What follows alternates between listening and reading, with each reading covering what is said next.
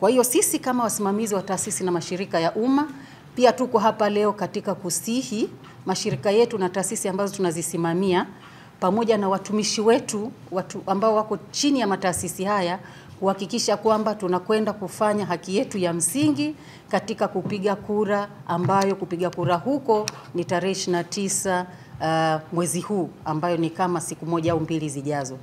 Kwa hiyo sisi tunaamini kwamba mashirika yetu na taasisi zetu na watumishi walioko mahali hapa, ili kuweza kufikia uchumi ambao nimeitaja, ili kuweza kutekeleza majukumu yetu na kuhakikisha kwamba vipaumbele vyetu ambao nimevitaja hapa vinatekelezeka, tuende tukapige kura, tuchague viongozi wetu ili waweze kutuongozea jahazi letu hili kwa mustakabali na manufaa ya taifa kwa ujumla.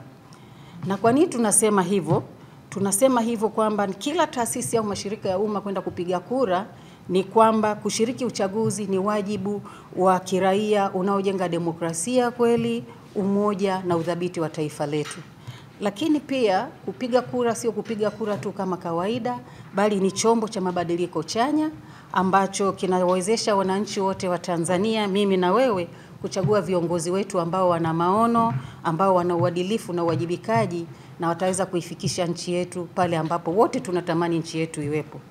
Lakini kabisa na mwisho, ambao sio kwa umuhimu wake, ni kwamba watumishi wetu wakishiriki kwa ukubwa wake, na inaonyesha ni mfano mzuri wa kuipenda nchi yetu, nidhamu ya kitaifa na uelewa wa majukumu ya kikatiba ya nchi yetu tunayoipenda sana.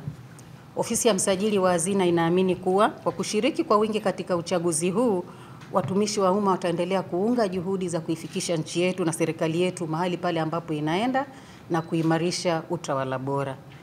Kwa mantiki hiyo basi, ninaomba kutoa wito kwa wakuu wote wa taasisi na mashirika ya umma ambayo tunayasimamia sisi, kuhakikisha kwamba watumishi wetu wote wanapewa fursa ya kutekeleza jukumu hili la msingi, na popote pale walipo waende katika vituo vyao walivyojiandikisha vya kupigia kura, na kuhakikisha kwamba waenda kutekeleza jukumu lao hili kwa manufaa ya nchi yetu na jamii kwa ujumla.